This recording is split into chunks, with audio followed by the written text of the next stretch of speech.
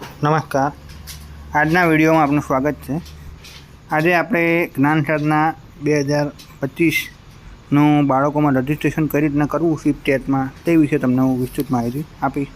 તો સૌપ્રથમ આપણા મોબાઈલમાં કે લેપટોપ કે પીસીમાં શિફ્ટ ટેટ ઓપન કરી તેમાં સૌપ્રથમ CET કોમન ટેસ્ટ તેમાં ક્લિક કરી હોમ મેનુ ઉપર ક્લિક કરીશ અથવા તો એડિટ રજિસ્ટ્રેશન ઉપર ક્લિક કરીશ.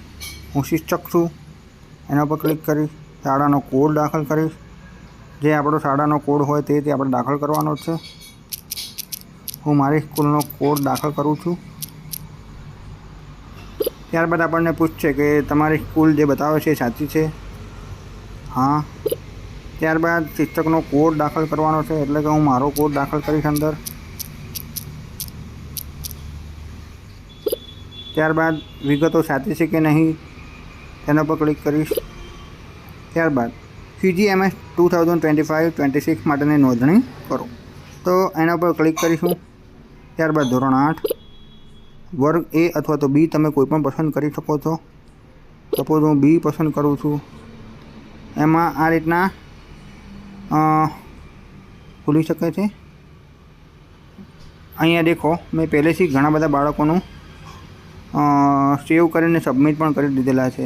તો અહીંયા હું એકાદા બાળકોને તમને જસ્ટ બતાવીશ કે માતા પિતાનો મોબાઈલ નંબર નાખવાનો છે, શિક્ષકનો મોબાઈલ નંબર નાખવાનો છે, એની જે કંઈ જાતિ હોય, પેટા જ્ઞાતિ હોય, આ તે બધું પહેલેથી ભરેલું જ આવશે. આપણે એમાં જો ચેન્જીસ કરવો હોય તો આપણે ચેન્જીસ કરી શકીએ. ત્યારબાદ વર્તમાન શાળાની માહિતી એ પણ આપણે નાખી શકીએ છીએ. અને ત્યારબાદ હું સંમત છું તેના પર ક્લિક કરી અને સાચો ઉપર ક્લિક કરતાં તે માહિતી સેવ થઈ જશે.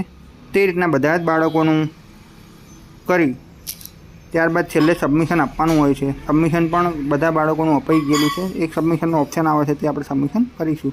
તો આ રીતના આપણે દરેક બાળકનું CET જ્ઞાન સાધના પરીક્ષા 2025માં કઈ રીતના રજિસ્ટ્રેશન કરવું તેની મેં તમને માહિતી આપી છે.